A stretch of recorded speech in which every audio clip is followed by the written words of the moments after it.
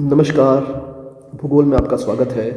मानव भूगोल में हम लोग अधिवास वाले अध्याय को पढ़ रहे हैं, जिसमें हमने ग्रामीण अधिवासों को पूरी तरह से कर लिया है।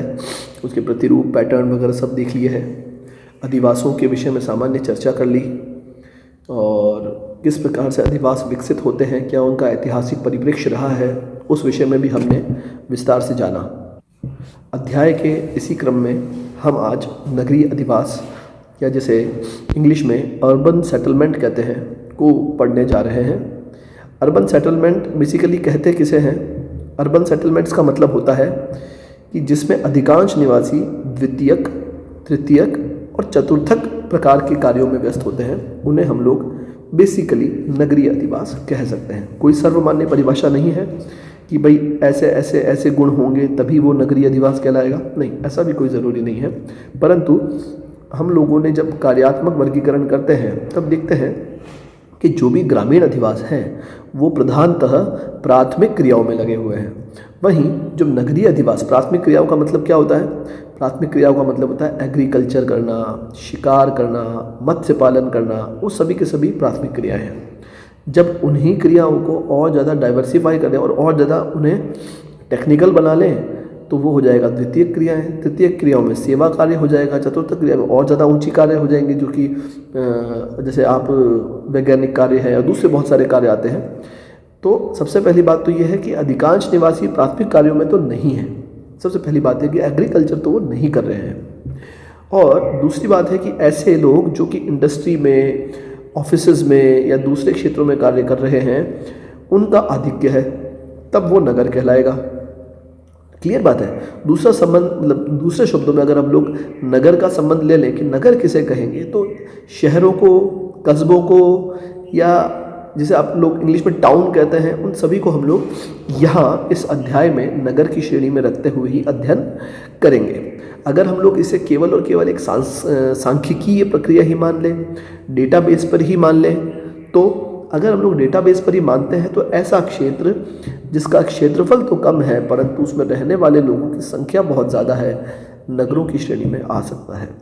नगरीय स्थानों की जनगणनाओं और उनकी परिभाषाओं, आकार, घनत्व, व्यवसाय को मानदंड के रूप में प्रयोग किया जाता है। हमेशा जब हम लोग नगरीकरण या नगर के सापेक्ष में कोई बात करते हैं तो उसका आकार कैसा है, घनत्व कैसा है, लोग व्यवसाय कैसे कर रहे हैं, इन सभी को मानदंड के रूप में मानते हुए हम लोग मतलब अंतर करते हैं कि ग्रामीण और नगरीय अधिवास क्या क्या है।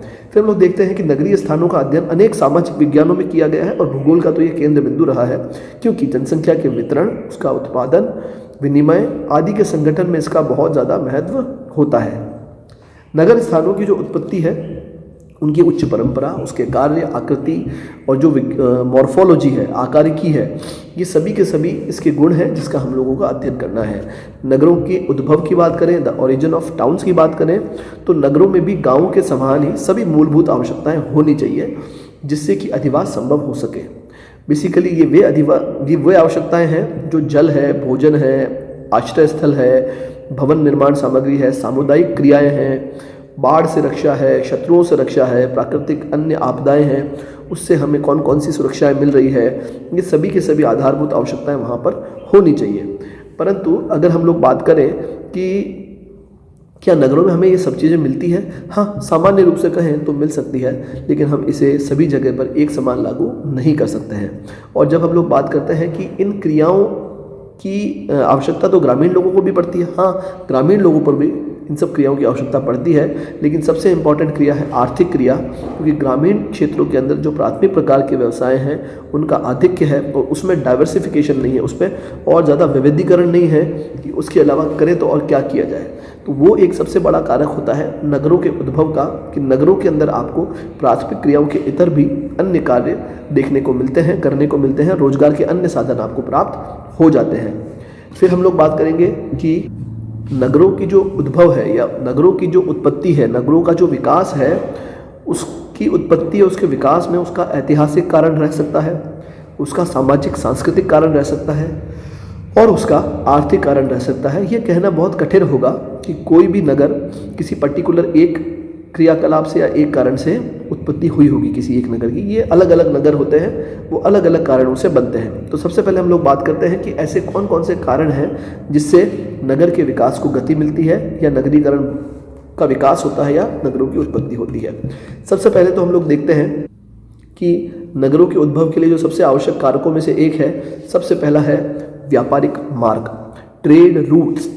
ऐसे रूट्स जिनके सहारे व्यापार होता हो, उनके सहारे नगरों का विकास होगा।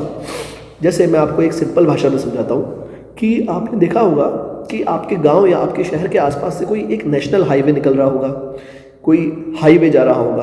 उस हाईवे के चारों तरफ देखिएगा कोई ना कोई शहर विकसित होता है, कस्बा विकसित होता है या टाउन विकसित होता है, ताकि उस हाईवे से निकलने वाले लोगों को और उस मार्ग पर हम वो आवश्यक सुविधाएं प्रोवाइड करा सके जो लोगों के लिए आवश्यक है और हमें भी उस चीज़ के लिए कुछ आर्थिक लाभ प्राप्त हो जाए। तो जब हम लोग बात करते हैं कि भूगोलवेत्ताओं, इतिहासकारों, अर्थशास्त्रियों, इन सभी के मतानुसार नगरों की रचना मार्गों के द्वारा हुई है। नगरों की जो रचना हुई है वो व्यापारिक मार्गों या इन मार्गों के द्वारा हुई है। विश्व में कोई भी ऐसा नगर नहीं होगा जिसकी ओर से कोई मार्ग नहीं जाता होगा, ये तो हम लोग मानते हैं। कुछ समाज वैज्ञानिकों का ये भी मत है कि नगरों का विकास व्यापारियों का कार्य है। मतलब जो भी नगर डेवलप हुए हैं वो बेसिकली जितने भी व्यापारी लोग हुए हैं उनका ये काम है कि ज़्यादातर नगर उनके सुविधाओं के लिए उन लोगों ने विकसित किए। जैसे व्यापारिक लोग जब यहाँ से वहाँ जाते थे, जैसे किसी एक व्यापारी को ए से लेकर के और बी जाना है, कोई एक शहर है, जैसे ए शहर है, इस ए से बी शहर में जाना है, यहाँ वो निवास करता है और यहाँ उसे व्यापार करना है। परंतु ये जो रूट है ये 100 किलोमीटर दूर है। अब क्या वो 100 किलोमीटर लगातार चलेगा? नहीं। तो यहाँ एक कस्बे का निर्माण हो जाएगा जहाँ पर इस व्यापारी को या इस तरह के व्यापारी को जो यहाँ से वहाँ जा रहे हैं और वहाँ से यहाँ आ रहे हैं, इन व्यापारियों को यहाँ ठहरने की जगह मिलेगी, खाने पीने की सुविधा मिलेगी और अन्य आवश्यक सुविधाएं उन्हें यहाँ मिल सकती है।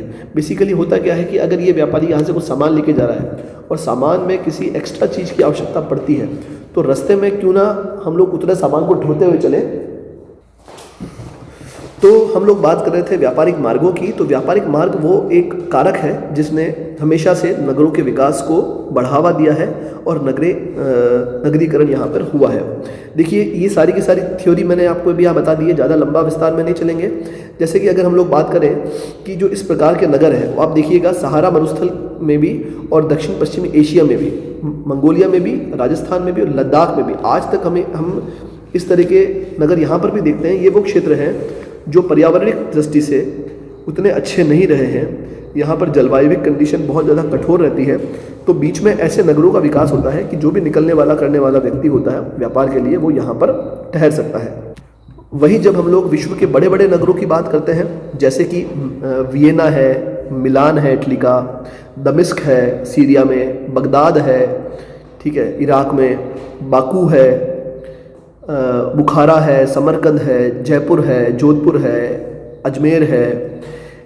बेसिकली ये सभी के सभी उन बिंदुओं पर विकसित हुए हैं जहाँ या तो पर्वत थे और वहाँ पर अब मैदान आकर के मिल रहे हैं। मतलब जैसे फॉर एग्जांपल कोई शहर है और उसके चारों तरफ आपको कहीं ना कहीं कोई ना कोई प्राकृतिक रुकावट देखने को मिलती है, और जब वहाँ से रूट जाता है तो वहाँ पर एक इस प्रकार का शहर डेवलप हो जाता है जो कि उन्हें आवश्यक सुविधाएं विकसित करा सके। फिर हम लोग बात करते हैं कि और कौन कौन से शहर इसके अंदर और हो सकते हैं जो कि मरुस्थलीय चौराहों पर, जैसे फॉर एग्जांपल कि ऐसे कठिन परिस्थितियों के अंदर या फिर ऐसे मार्गों पर जहाँ पर सबसे ज़्यादा नगरों की आवश्यकता है, मूलभूत सुविधाओं की आवश्यकता है व्यापारिक मार्गों में। तो जैसे टिम्बकटू ले लो, अफ्रीका के अंदर है, जैसे जेरको ले लो, फिलिस्तीन में है, एक जोधपुर ले लीजिए आप, बीकानेर ले लीजिए, जैसलमेर ले लीजिए, ये भी भारत में है, हमारे राजस्थान के पश्चिमी हिस्से में है, मरुस्थलीय क्षेत्रों के अंदर है। तो यहाँ पर भी नगरों का विकास इसी प्रकार से हुआ है। फिर हम लोग बात करते हैं कि अनेक आधुनिक नगर इस प्रकार के भी हैं जिनका विकास रेलवे जंक्शन के रूप में हुआ है या रेलवे जंक्शनों पर हुआ है, जैसे मुगल सराय, सिलीगुड़ी हो गया पश्चिम बंगाल में, बीना हो गया, और इस प्रकार के कई सारे एग्जाम्पल हैं जो आपको देखने को मिलेंगे जहाँ पर बड़े बड़े रेलवे जंक्शन हैं। और रेलवे जंक्शन होने के कारण वहाँ पर आर्थिक क्रियाएं अधिक होती है। आर्थिक क्रियाओं के अधिक होने से ही नगरों को हमें वहाँ पर ज़्यादा वो मिलेगा, बढ़ावा मिलेगा कि नगर वहाँ बढ़े।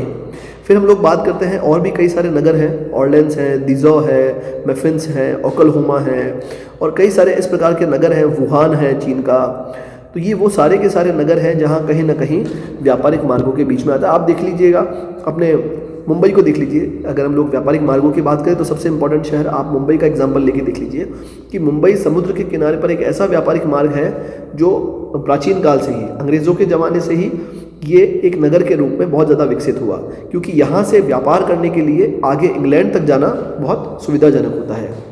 फिर हम लोग बात करते हैं नेविगेबल रिवर्स की, नदियाँ, सरिताएँ, नहरें, जहाँ नाव चलाना आसान होता है, जहाँ नौकायान आसान हो, वहाँ पर भी नगरों का उद्भव होता है। बेसिकली आप देखिएगा ये चीज़ें आपको यूरोप में ज़्यादा देखने को मिलेगी। यूरोप में आप देखिएगा कि यूरोप के अंदर नदियों में भी नाव चलती है, नहरें चलती है, क्योंकि वहाँ से परिवहन बहुत आसान हो जाता है, क्योंकि इंडस्ट्रियल एरिया है। और ऐसी इंडस्ट्रियों में जहाँ पर इस प्रकार के क्षेत्र हैं, वहाँ पर कच्चे माल का या तैयार माल का यहाँ से वहाँ निर्यात करना रोड के माध्यम से किया जाए तो बहुत मुश्किल पड़ता है। इसलिए आप देखिएगा कि यूरोप में राइन नदी है, डेन्यूब नदी है, डॉन नदी है, निपर नदी है, और फिर आप सीन नदी देखिए। तो ये सारे के सारे क्षेत्र वो हैं जहाँ नौकायान है और यहाँ पर भी बड़े बड़े नगरों का विकास हुआ है। आपसे कुछ प्रश्न हैं, कमेंट सेक्शन में बताइएगा। जर्मनी की राजधानी बर्लिन किस नदी के तट पर है? फ्रांस की राजधानी फ्रांस की राजधानी पेरिस और स्पेन की राजधानी मैड्रिड, इन दोनों के दोनों में जो इनकी कैपिटल है वो कौन सी रिवर पर है? और इटली की राजधानी क्या है और वो किस नदी के तट पर है, ये आप मुझे बताइएगा। और एक और प्रश्न है आपसे कि फ्रांस, जर्मनी, इटली और इनके अलावा एक शहर का मैं आपको नाम ले रहा हूँ, क्योंकि यहाँ पर नदियों की बात की जा रही है, यहाँ पर नहरों की बात की जा रही है। तो एक ऐसा शहर है जहाँ पर सबसे ज़्यादा नहरें आपको शहर के अंदर ही देखने को मिलेगी। उस शहर का नाम क्या है? वो इटली के अंदर है। उस शहर का आप मुझे नाम कमेंट सेक्शन में बताइएगा कि वो कौन सा शहर है जो अपने शहरीकरण में ही, अपने शहर में ही मार्गों के लिए नहरों पर डिपेंडेंट है या नहरों के लिए प्रसिद्ध है। इटली का एक शहर है ये, आप मुझे उसका नाम बताइएगा। फिर हम लोग बात करते हैं यूरोप के अंदर, हम लोग बात करते हैं लियोन आप देखिएगा फ्रांस के दक्षिणी क्षेत्र में है। बेलग्रेड सर्बिया की राजधानी है। ये सभी के सभी इस प्रकार के एग्जाम्पल हमें देखने को मिल सकते हैं। भारत के अंदर अगर हम लोग प्रत्यक्ष रूप से देखें तो भारत में इलाहाबाद देख लीजिए, मुंगेर, भागलपुर, ये सारे के सारे क्षेत्र जो कि उत्तर प्रदेश में और बिहार में हैं, ये सभी के सभी नदी घाटीय क्षेत्रों में अवस्थित है। आप मुझे बताइएगा इलाहाबाद किस नदी के तट पर है या किन नदियों के तट पर है? कमेंट सेक्शन में बताइएगा। कमेंट सेक्शन को भर दीजिए, हर एक प्रश्न का उत्तर दीजिए, ये ठीक रहेगा। फिर अगर हम लोग बात करते हैं समुद्री मार्ग की, जैसा कि मैंने अभी आपको मुंबई का भी एग्जाम्पल दिया, तो बेसिकली क्या होता है कि जब शिपमेंट्स निकलते हैं, समुद्री मार्ग या सीवेज एक बहुत बड़ा कारक है किसी भी नगर के विकास करने का, किसी भी नगर को डेवलप करने का। देखिएगा हमेशा से ही, चाहे प्राचीन काल रहा हो चाहे आधुनिक काल रहा हो, व्यापार के लिए और व्यापारिक माल के आदान प्रदान के लिए, कच्चे माल के आदान प्रदान के लिए समुद्री मार्ग ही सबसे उत्तम मार्ग माने गए हैं। सबसे ज़्यादा सुरक्षित और सबसे ज़्यादा इकोनॉमिकली भी बेनिफिशियल मार्ग ये वाले मार्ग माने जाते हैं। और इन मार्गों के सहारे कोई भी एक जहाज़ एक सीमा तक ही चल सकता है, उसके बाद उसे भी एक ठहराव की आवश्यकता होती है। कहीं पर जहाज़ में माल आएगा, माल जाएगा, उसके अंदर फ्यूल भरा जाता है, वहाँ के लोग ठहराव करते हैं। तो इस सभी के लिए समुद्री मार्गों पर भी जंक्शन बने हुए हैं अलग अलग, जैसे कि अनेकानेक जल डमरू मध्यों के बीच में। अब जैसे इसका सबसे अच्छा एग्जांपल ले लीजिए कि आपका जो टर्की है, टर्की के अंदर एक शहर है इस्तांबुल जल डमरू मध्य पर स्थित एक शहर है। तो ये वो आदर्श दशा है जिससे कि किसी भी नगर का विकास होता है। जैसे इसमें देख लीजिए, आपको एग्जांपल दिया हुआ जिब्राल्टर का। जिब्राल्टर भूमध्य सागर को अटलांटिक महासागर से जोड़ने वाला जिब्राल्टर जल संधि पर स्थित एक शहर है, और ये भी इस प्रकार के नगर का एक उदाहरण होता है।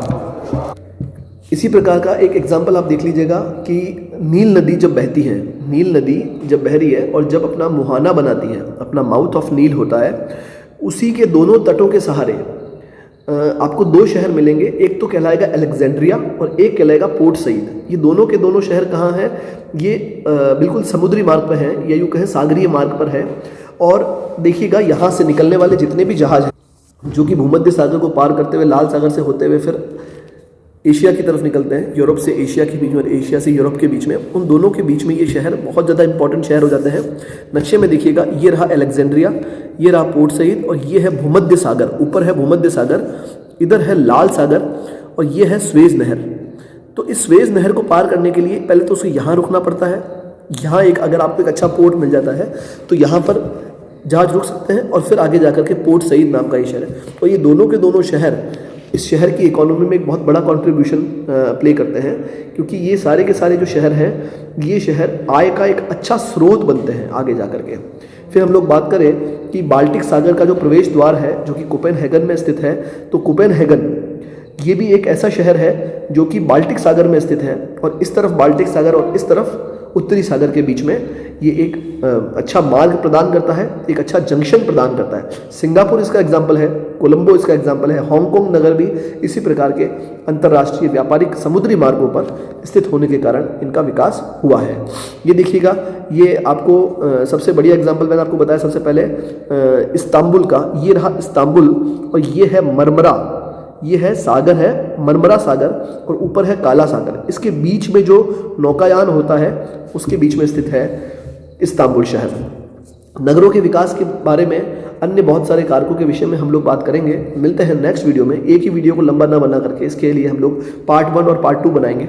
मिलते हैं सेकंड वीडियो में। Thank you very much.